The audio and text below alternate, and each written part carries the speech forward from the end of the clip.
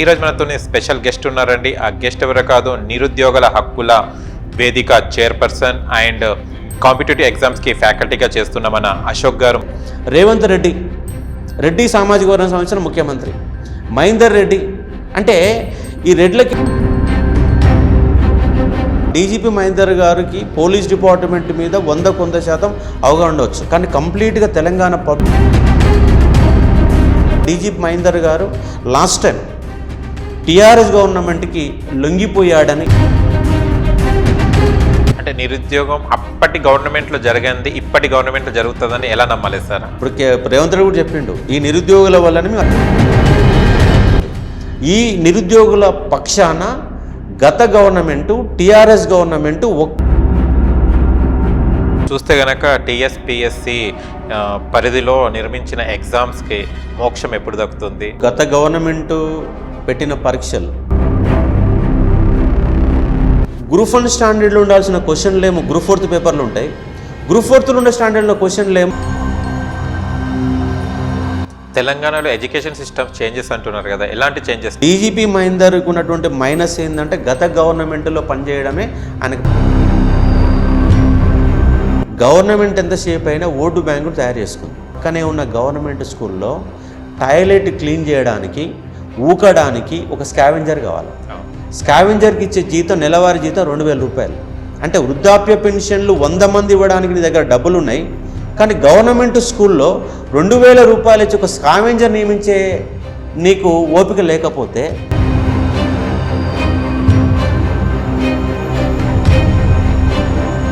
Police recruitment board కూడా దాదాపు 16,000 ఉద్యోగాలు నింపి అవన్నీ కూడా అయిపోయాయి. ఇవన్నీ ఎక్కడ అయిపోయినాయి అంటే కేవలం కోర్టు కేసుల కారణంగా.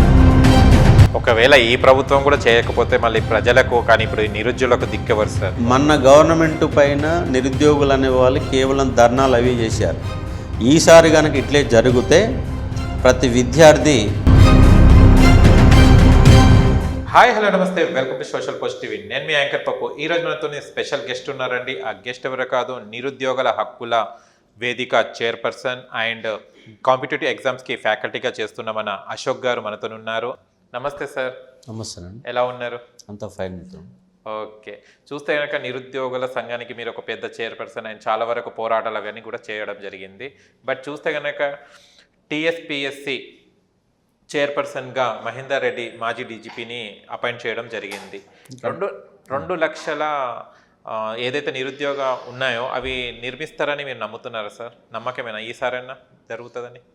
అంటే ఇప్పుడు ఈ గవర్నమెంట్ మారిందంటేనే దానికి గల కారణం ఏంటంటే టీఎస్పీఎస్సీని 14 పేపర్ లీక్ కావడం, గందరగోళం జరగడం, 2 సార్లు గ్రూప్ 1 రద్దు కావడం, 3 సార్లు గ్రూప్ 2 వాయిదా పడడం, ఇవన్నీ గందరగోళాలు ఉన్నాయి. ఇలాంటి గందరగోళాలలో ఉన్నట్టు సభ్యులంతా రాజీనామా చేశారు, చైర్మన్ రాజీనామా చేసిండ్రు, కొత్త బాడీ నియమించాలా. ఆ కొత్త బాడీలో భాగంగా ఇవాళ మహేందర్ రెడ్డిని ఇవాళ టీఎస్పీ చైర్మన్గా నియమిస్తారని వాళ్ళ ప్రముఖ పత్రికలు అన్నింటిలో వచ్చింది. ఆ టైం కూడా జస్ట్ 62 సంవత్సరాలు ఉన్న వాళ్ళకి మాత్రమే అవకాశం ఉంటుంది. అండ్ టైం కూడా 1 ఇయర్ లోపే ఉంది, డిసెంబర్ వరకు మాత్రమే ఉంది. మరి డీజీపీ మహేందర్ రెడ్డి గారిని ఎందుకు చూస్ చేసుకున్నారనేది ఒక ప్రశ్నార్థకంగానే ఇక్కడ కనబడతా ఉంది. ఎందుకంటే ఈ తెలంగాణ పబ్లిక్ సర్వీస్ కమిషన్ అనేది క్రెడిబిలిటీ. అయితే డీజీపీ మహేందర్ గారు లాస్ట్ గవర్నమెంట్లో డీజీపీగా పనిచేశారు. లాస్ట్ గవర్నమెంట్లోనే 14 పేపర్ లీక్ అయినాయి. దీని కారణంగా విద్యార్థులలో ఒక నమ్మకం అనేది కుదరడం అనేది కష్టంగా కనిపిస్తుంది. Mode point. రెండో పాయింట్ ఏంటంటే ఇక్కడ ఎన్నో సలహాలు సూచనలు తీసుకొని ఈ 2 లక్షల ఉద్యోగాలని ఇప్పుడు ఫుల్ఫిల్ చేయాల్సిన అవసరం ఉంది.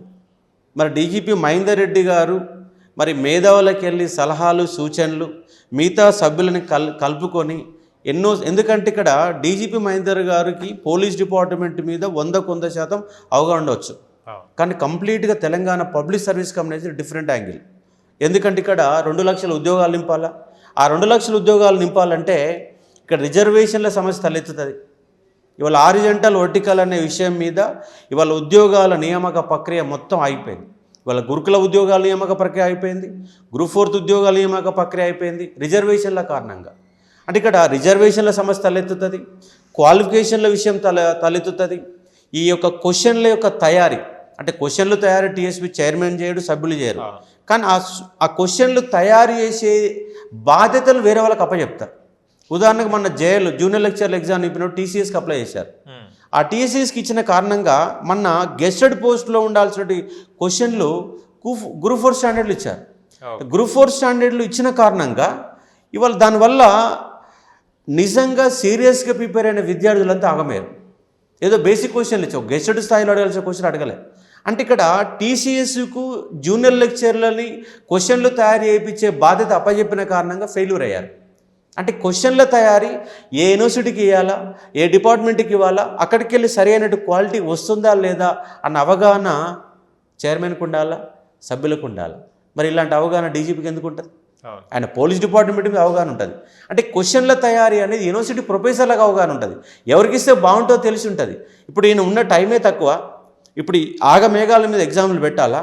ఇప్పుడు ఫిబ్రవరి వరకు అన్ని రిజల్ట్స్ అన్నీ కూడా ఆగిపోయిన సందర్భం, ఆగమేఘాలు పెట్టాలా? ఇప్పుడు ఈయన అవగాహన చేసుకోవడానికి 1 మంత్ పడుతుంది. అంటే ఇంకా లేట్ ప్రాసెస్ అవుతుంది. అంటే ఈ పోస్ట్కి డీజీపీ మహేందర్ గారిని నియమించడం అనేది నేను అంత కరెక్ట్గా నేను భావించడం లేదు. ఎందుకంటే దీనికి ఒక ప్రొఫెసర్ లాంటి వాళ్ళని లేదా ఐఏఎస్ ఆఫీసర్లు నియమిస్తే అవకాశం బాగుండేది, కానీ ఒక ఐపీఎస్ని ఇక్కడ నియమించడం కరెక్ట్గా లేదు. అయితే గత ఆంధ్రప్రదేశ్ పబ్లిక్ సర్వీస్ కమిషన్లో కూడా గౌతమ్ సవాంగ్ మా అక్కడ కూడా డీజీపీ నియమించారు. అదే తోవలో వీళ్ళు చేసే ప్రయత్నం చేస్తారు. కానీ విద్యార్థులకు మాత్రం, ఎందుకంటే వాళ్ళ కాంగ్రెస్ గవర్నమెంట్ గెలిపించడంలోనే ప్రముఖ పాత్ర పోషించింది విద్యార్థులే. అలాంటి విద్యార్థులకి నమ్మకం కల్పించకుండా మీ రిక్రూట్మెంట్ ప్రాసెస్ పెడితే, ఎందుకంటే రేపు 500 పైన పోస్టులు గ్రూప్ 1 ఉన్నాయి.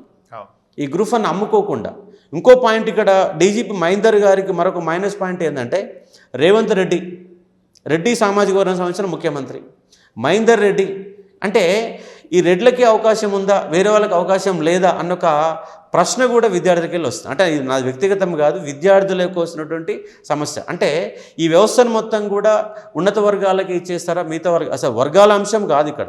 అంటే ట్రాన్స్పరెన్సీ కావాలా, నీతిగా నిజాయితీగా 2 లక్షల ఉద్యోగాలు ఇచ్చిన నమ్మకం ఉండాలి. ఇప్పుడు కొత్తగా మళ్ళీ ఇంటర్వ్యూలు పెడుతున్నటువంటి ఒక ఊహాగానాలని మళ్ళీ తెరపై తీసుకొచ్చే ప్రయత్నం చేస్తున్నారు. కాబట్టి ఇక్కడ విద్యార్థులకు ఏంటంటే 2 లక్షల ఉద్యోగాలు చదివిన వాడికి, కష్టపడ్డ వాడికి ఎక్కడ కూడా రిజర్వేషన్ల ఉల్లంఘన జరగకుండా న్యాయబద్ధంగా డిసెంబర్లోగా ఈ గవర్నమెంట్ 2 లక్షల ఉద్యోగాలు నింపుతామని చెప్పింది. ఆ నింపడంలో డీజీపీ మహేందర్ని చైర్మన్గా తీసుకోవడం అనేది అంత కరెక్ట్గా నాకు అనిపించడం లేదు. ఒకవేళ మహేందర్ రెడ్డి గారికి మంచి పేరే ఉంది ఆయన ఒక వ్యవస్థను నిర్మించడంలో. ఎందుకంటే పోలీస్ డిపార్ట్మెంట్లో పై స్థాయి అధికారులే కాకుండా హోంగార్డ్ యొక్క వాయిస్ను కూడా విన్నటువంటి వ్యక్తి ఎవరంటే డీజీపీ మహేందర్ రెడ్డి. అంటే పెద్ద బాసులే కాదు, కింది స్థాయి సలహాలు కూడా, ఎక్కడ కూడా మనము ఉద్యోగాలు తీసుకునేది ప్రజల కోసం పనిచేస్తున్నామో డబ్బులు సంపాదించుకోవడం కాదు. పోలీస్ డిపార్ట్మెంట్కు మొట్టమొదటిసారిగా ఒక పోలీస్ స్టేషన్కి 25,000 రూపాయలు అంటే ఖర్చుల కోసం, ఒక పేపర్ ఖర్చు కావచ్చు, ఇంకా ఒక టీల ఖర్చు కావచ్చు, అంటే ఒక పోలీస్ స్టేషన్కి వచ్చిన వాళ్ళకి కనీస అవసరాలు కూడా గత ప్రభుత్వాలు ఇవ్వకపోతే దాని మీద కొట్లాడి ప్రతి పోలీస్ స్టేషన్కి 25,000 రూపాయలు ఇచ్చిన ఘనత కూడా మహేందర్ రెడ్డికి మంచి ట్రాకే ఉంది. కానీ ఇక్కడ ఉన్నటువంటి ఈ వ్యవస్థకి డీజీపీ మహేందర్ గారు సూటబుల్ అవుతారా కాదా అనేదే ప్రధానమైన ప్రశ్న. దీని మీద ఆయనకు అవగాహన లేదని నేను భావిస్తున్నా. ఒకవేళ ఒక డీజీపీ స్థాయిలో పనిచేశారు కాబట్టి తొందర అవగాహన చేసుకొని ఎక్కడ అవినీతి లేకుండా, అంటే ఇది ఒక రాజ్యాంగబద్ధ సంస్థ. ఏ ముఖ్యమంత్రి చెప్తానో, ఏ మంత్రులు చెప్తానో, ఎమ్మెల్యేలు చెప్తానో ప్రభావితమైన పోస్టు కాదు, రాజ్యాంగబద్ధమైన సంస్థ.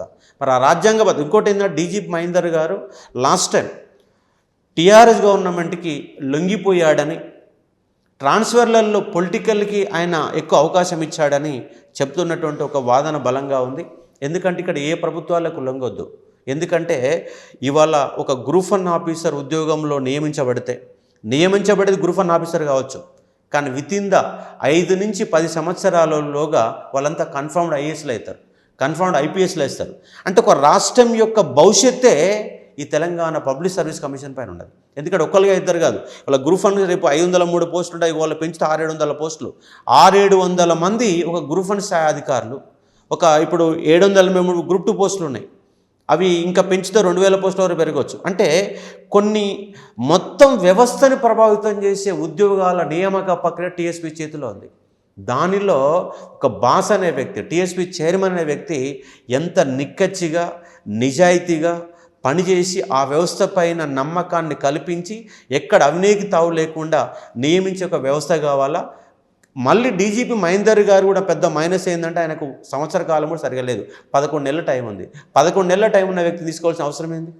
ఒక 3 సంవత్సరాలు 4 ఇప్పుడు ఈయన పోయినాక మళ్ళీ కొత్త ఆయన రావాలా, మళ్ళీ ఆయన అవగాహన చేసుకోవాలా, మళ్ళీ వ్యవస్థ నిర్మించాలా. అది కరెక్ట్ కాదు కదా. టైం మనకు 3-4 సంవత్సరాలు ఉన్నటువంటి వ్యక్తులను తీసుకొని వ్యవస్థను బాగు చేసే ప్రయత్నం చేయాలా. గత టీఆర్ఎస్ గవర్నమెంటు విద్యా వ్యవస్థ నాశనం చేసింది, పబ్లిక్ సర్వీస్ కమిషన్ పైన నమ్మకం లేకుండా చేసింది. దాని కారణంగా వాళ్ళు తెలంగాణ రాష్ట్రం పైనే విద్యార్థులకు నమ్మకం లేకుండా పోయింది. దాని కారణమే టీఆర్ఎస్ అహంభావాన్ని తొలగించడంలో, టీఆర్ఎస్ నేలకూల్చడంలో ప్రముఖ పాత్ర పోషించిన విద్యార్థులు.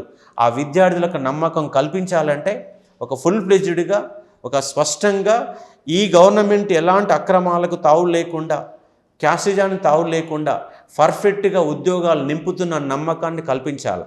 కల్పించకపోతే ఇంకా 2 నెలల్లో ఎంపీ ఎలక్షన్ రాబోతున్నాయి. ఆ ఎలక్షన్లలో మీరు బోల్తపడడానికి అవకాశం ఉంది. ఫస్ట్ విద్యార్థులలో నమ్మకాన్ని ఎట్లా నింపుతారో మీరు ఒకసారి ఆలోచన చేయాలని నేను ఒక విద్యా వ్యవస్థ పైన గత 10-15 సంవత్సరాలు కొట్లాడుతున్న ఒక వ్యక్తిగా నేను ప్రభుత్వాన్ని సూచన చేయాల్సుకున్నాను. అంటే మీకు మహేందర్ రెడ్డి కాకుండా అంటే ఇప్పుడున్న దాంట్లో మీకు ఎవరైతే బెస్ట్ అని అనిపిస్తుంది సార్, ఇది అయితే బాగుంటుంది చేపట్టగలరు అని? అట్లానే ఏం లేదు, మహేందర్ రెడ్డిని కూడా నేనేం వ్యతిరేకించట్లేను. కానీ విద్యార్థులకు నమ్మగలిగే వ్యక్తిని నియమించాలని అంటున్నాను. ఇప్పుడు ఒక 50 మంది వరకు పెట్టారట, దాంట్లో వయసు ఉన్న వాళ్ళు లేరని చెప్తా ఉన్నారు. ఇంకో 2 రోజులు టైం తీసుకొని అయినా ఒక నమ్మకం కల్పించే విధంగా.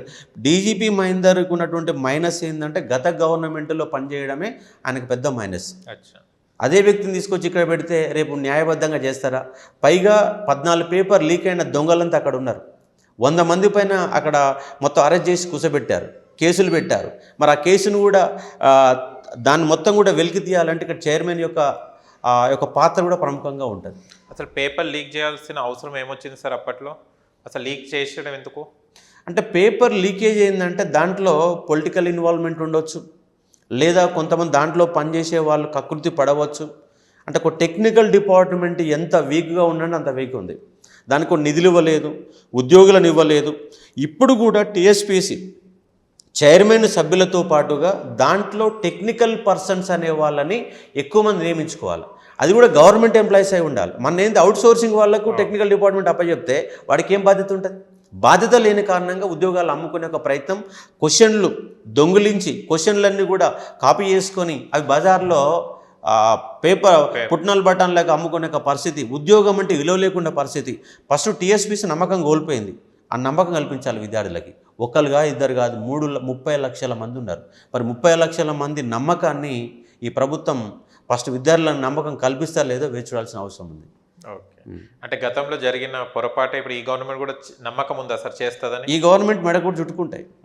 ఇప్పుడు రేవంత్ రెడ్డి గారు ముఖ్యమంత్రి అనే వ్యక్తి ఒక భరోసా కల్పించాలి. ఒక్క ఉద్యోగం కూడా ఇక్కడ అక్రమంగా పోదు, కష్టపడ్డవాడికి ఉద్యోగం వస్తుంది, మీ న్యాయబద్ధంగా అవినీతికి ఆస్కారం లేకుండా ఉద్యోగాలు నింపే బాధ్యత నాది. టీఎస్పీఎస్ వైపు మా మంత్రులు కానీ, మా ఎమ్మెల్యేలు కానీ, మా పరివారం కానీ ఎవ్వరు కూడా చూడనివ్వకుండా చూసే బాధ్యత నాదని ముఖ్యమంత్రి గారు భరోసానివ్వాలా. అలాంటి వ్యక్తులను టీఎస్పీ సభ్యులుగా నియమించుకొని దాన్ని క్రెడిబిలిటీ పర్సెంట్ నింపే ఒక ప్రయత్నం చేయండి. నింపి ఇప్పుడు పెండింగ్లో ఉన్న అన్ని అంశాలను పరిశీలించాలని నేను ప్రధాన డిమాండ్ చేస్తా ఉన్నాను.